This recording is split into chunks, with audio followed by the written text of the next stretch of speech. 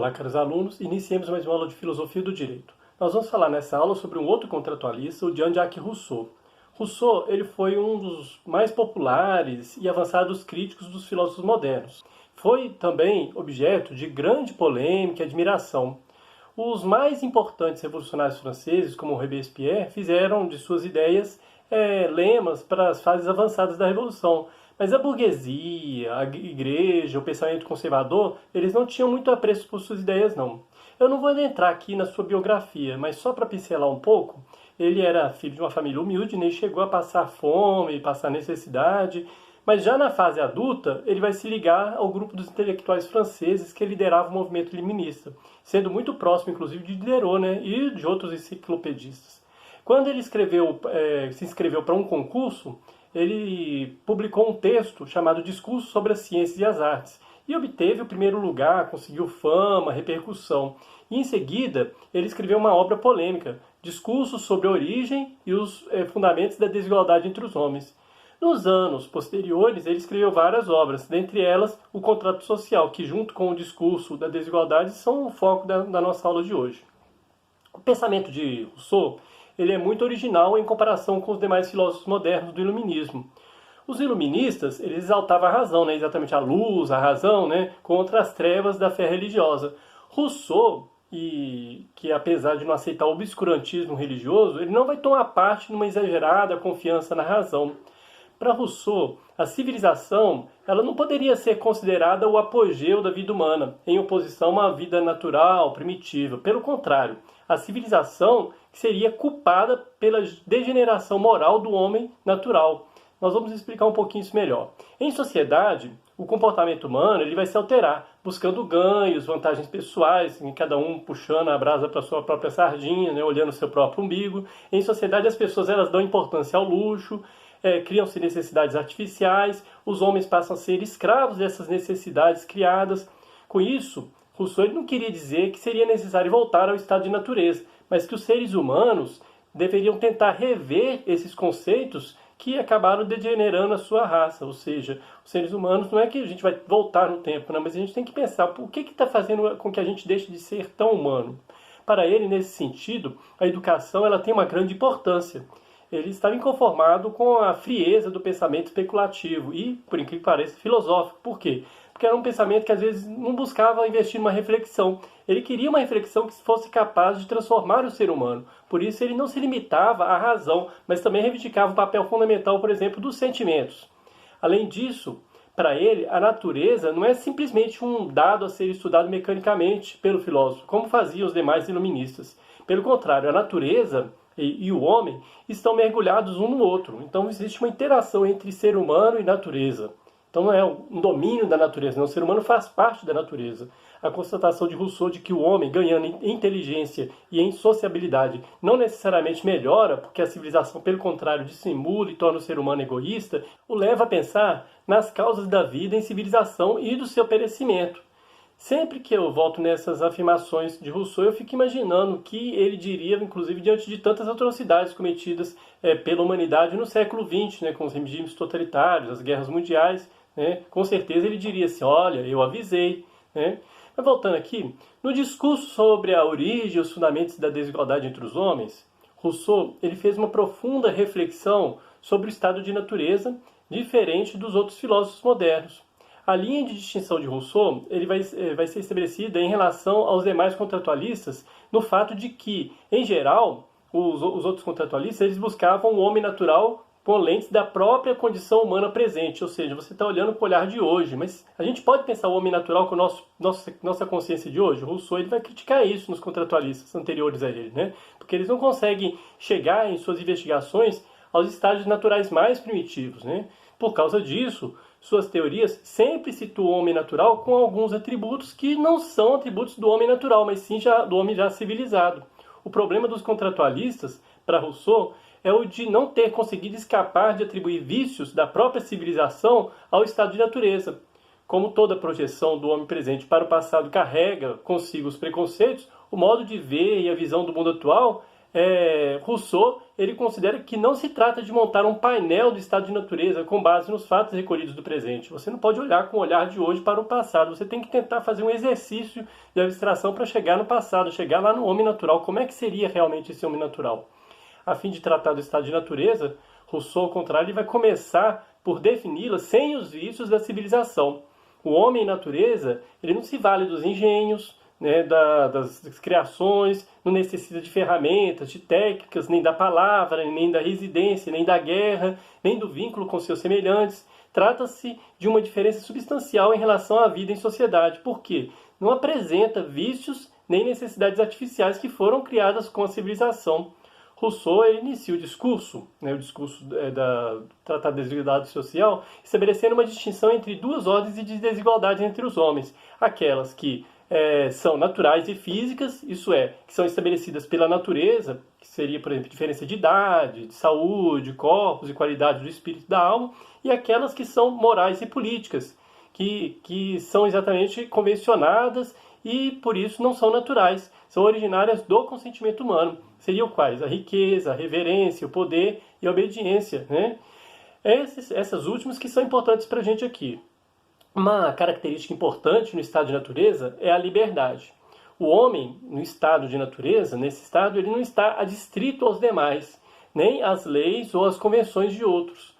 Se alguém lhe impede de se deitar, por exemplo, debaixo de uma árvore, o que ele vai fazer? Vai procurar outra árvore. Não estou nem aí, procura outra árvore. O ser humano ele pode estar limitado na sua relação com a natureza, na dependência que tem em relação aos recursos naturais que pode obter dela. Mas, em relação aos outros seres humanos, o indivíduo natural é livre, porque o homem selvagem ele não se projeta para além das suas necessidades. É o chamado mito do bom selvagem, né? Essa postura a respeito da condição do homem em natureza difere muito da de Thomas Hobbes. Vocês se lembram? Para Rousseau, o ser humano ele não é naturalmente mau. Em estado de natureza, não é pelo fato de que haja uma ausência de ideia de bondade que o ser humano tem uma condição má. Por isso, para ele, o homem natural é muito mais um bom selvagem do que propriamente o lobo do próprio homem, como afirmava o Thomas Hobbes. Então, o ser humano ele é bom em estado de natureza. Mas aí surge uma pergunta. Olha, o que dá origem ao estado de desigualdade entre os homens se de início a calma das paixões e o uso dos recursos da natureza eles são suficientes? Então, por que existe a desigualdade? A resposta de Rousseau é que a desigualdade surge juntamente com a propriedade privada, que marca a destruição da condição de felicidade natural, passando a impor aos homens os sofrimentos sociais. Só para exemplificar, eu vou valer aqui de um trecho desse discurso de Rousseau, muito interessante que ele vai falar. Olha, o primeiro que, tendo cercado um terreno, pensou em afirmar, este é meu, e encontrou pessoa suficientemente simples para acreditar nisso. Foi o verdadeiro fundador da sociedade civil. Quantos delitos, guerras, homicídios, quantas misérias e horrores não teria poupado ao gênero humano aquele que, arrancando as estacas e enchendo as valas, tivesse gritado aos homens: não ouvi este impostor, estareis perdidos se esquecerdes que os frutos são de todos e que a terra não é de ninguém. Mas é muito verossímil que então as coisas tivessem chegado a tal ponto que não poderiam mais continuar como eram, uma vez que esta ideia de propriedade, dependendo de muitas outras ideias anteriores que só puderam nascer uma depois da outra, não se formou de repente no espírito humano. Foi preciso fazer muitos progressos, adquirir muita indústria e muitos lumes, transmiti-los e aumentá-los de geração em geração, antes de chegar a este último termo do estado de natureza. Retomemos, portanto, as coisas mais de longe e procuremos reunir sob uma só visão essa lenta sucessão de acontecimentos e de conhecimentos em sua ordem mais natural. Nesse sentido, para Rousseau, é a apropriação dos bens naturais por alguns que vai gerar a vida social. Então a vida social ela começa no momento em que alguém cercou e falou, é meu, e as outras pessoas aceitaram como sendo dele, não é simplesmente, não estou nem aí para isso. Não, as pessoas começaram a reconhecer aquela propriedade. Por causa dessa longa trajetória histórica da apropriação dos bens, do exercício da vaidade e hierarquização entre os homens, a gente vai chegar a um momento na vida humana em que o conflito vai se instaurar. Então, para Rousseau, passa a haver então, a ambição, a avareza, a maldade, disso resultam combates e mortes. Então, a conclusão de Rousseau é bem clara. Com a propriedade privada e a competição e a vaidade entre os homens, vai se instaurar um estado de guerra. Então, os poderosos eles vão conclamar os fracos ao pacto. Qual que é o interesse do poderoso? Fazer com que o fraco aceite o pacto. Facilmente todos vão concordar com esse contrato, né? E dele se institui o direito e as leis. Num certo sentido, a lei teria sido criada, então, para proteger a propriedade privada. Então, para quem tem propriedade privada. A origem da sociedade e das leis que criaram os novos entraves para o fraco e as novas forças para o rico, destruíram, em definitiva, a liberdade natural e fixaram para sempre a lei da propriedade e da desigualdade. Então, nesse sentido, por que a lei foi criada? Com o objetivo explícito de proteger a propriedade privada. Nesse sentido, Rousseau ele é pessimista em relação à evolução do homem, que sai do estado de natureza para a vida social. No estado natural, o ser humano ele vivia em calma com suas paixões. Na vida social, ele está sempre em busca de poder, de reputação, de riquezas, explora, é explorado, apropria-se dos bens, sofre para preservá-los de outros. Então, é por isso que existe o contrato. O contrato com que os ricos fazem com os pobres concordarem é para garantir a ordem jurídica e política da própria exploração. Enquanto o discurso sobre a origem e os fundamentos da desigualdade entre os homens chega ao seu término com uma violenta crítica de Rousseau à condição humana presente, o seu sentido histórico, a vida em sociedade, ela se corrompeu, ela corrompeu o próprio homem a tal ponto de que o que quase não lhe permite a esperança, né? Ele escreve uma outra obra chamada Contrato Social, na qual ele se põe a tratar das possibilidades de um arranjo político, jurídico e social novo, que seria legítimo e que aponte para o resgate da dignidade. O contrato social ele se abre com outra célebre afirmação de Rousseau, constatando a condição de miséria da passagem do estado de natureza para a vida social. O que ele vai falar? O homem nasceu livre, mas em toda parte está acorrentado. Então, ele vai dizer que aquele que se crê senhor dos outros, ele não deixa de ser escravo também, né? Mesmo aquele que se crê senhor dos outros. Né? Então, como que se deu essa mudança? Né? Então, ele vai falar, olha, que ele não sabe, mas que ele vai tentar resolver essa questão. Como que se dá essa mudança? Vai tentar fazer um exercício de abstração. Então, ele vai pensar, olha, os homens, quando eles se viram nessas condições que eram prejudiciais à sua própria conservação, né? Só lhe restou o quê? Uma associação de forças, a fim de que eles pudessem juntos criar uma instituição que direcionasse ao bem comum. Beleza, mas isso aí poderia ir contra algumas ideias dele, né? Por exemplo, como é que eu me submeto e eu não perco a minha liberdade? Para Rousseau, a grande dificuldade que se impõe para enfrentar as forças que prejudicam a conservação dos homens reside no fato de que a liberdade de cada ser humano é o seu primeiro instrumento de autoconservação. E uma associação poderia representar o fim dessa mesma liberdade. Para Rousseau, os indivíduos associam-se no todo como legisladores e ao mesmo tempo passam a ser súditos desse mesmo todo. Mas, como são partes do todo, a lei do todo serve para cada um deles. Ela não é uma estranha, ela não é vinda de uma terceira pessoa, né? Deles próprios, né? Deve ser considerada como se fosse uma lei dada por si mesmo. É como se eu mesmo tivesse dado a lei, né? Tivesse formulado a lei. Né? Eu não estou aceitando uma lei de um terceiro, não um soberano. Não, eu sou o soberano, né? Para que haja essa perfeita convergência entre liberdade e obediência, Rousseau ele vai considerar que cada associado deve se alienar, no certo sentido, né? Totalmente à comunidade. Né? Então, com essa alienação, essa entrega total do indivíduo à comunidade, se gera, então, a ideia da igualdade. Todos perdendo tudo e todos ganham tudo, né? Por meio da comunidade. A originalidade do pensamento de Rousseau, em face de toda a tradição contratualista moderna, está no fato de que o homem não é mais tratado como um indivíduo isolado, mas sim como um membro desse todo. Então, quando ele realiza o contrato social, dá todos os seus direitos e, dessa maneira, a comunidade tem um direito total sobre todos os seus membros. Então, o indivíduo ele está determinando, está sendo autônomo. Né? Então, ninguém renuncia à totalidade de seus direitos para dar a um terceiro. Por exemplo, um monarca ou um soberano. A teoria de Rousseau ela não é absolutista, como eu disse, né? Na qual a gente delega todos os direitos ao terceiro. Pelo contrário, é radicalmente democrática. Sendo membros de tal coletividade surgida com o contrato, os indivíduos eles entregam todos os seus direitos a uma totalidade da qual são parte, portanto, elementos ativos dessa mesma entidade política. Então trata-se de uma cidadania ativa, né? Não uma cidadania que a gente vê hoje, né? Onde as pessoas só sabem criticar e não participam ativamente da política. Ou quando participam, né, participam simplesmente só olhando seus próprios interesses, né? Ao contrário de Hobbes e Locke, que enxergam o indivíduo como uma espécie de elemento isolado, cujos direitos seriam atribuídos ou retirados passivamente por meio de um soberano que teria todo o poder que foi dado a ele, né? Rousseau, ele vai considerar que o indivíduo é um membro ativo da comunidade.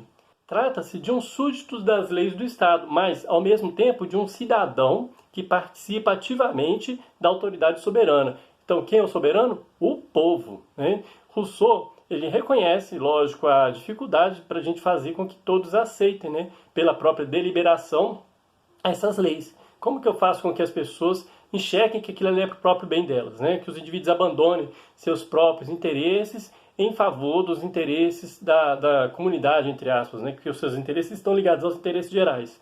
A solução mais alta, que faz parte da reflexão filosófica de Rousseau, é justamente a ideia da importância da educação dos indivíduos, né? Numa obra chamada Emílio, que ele vai tratar disso.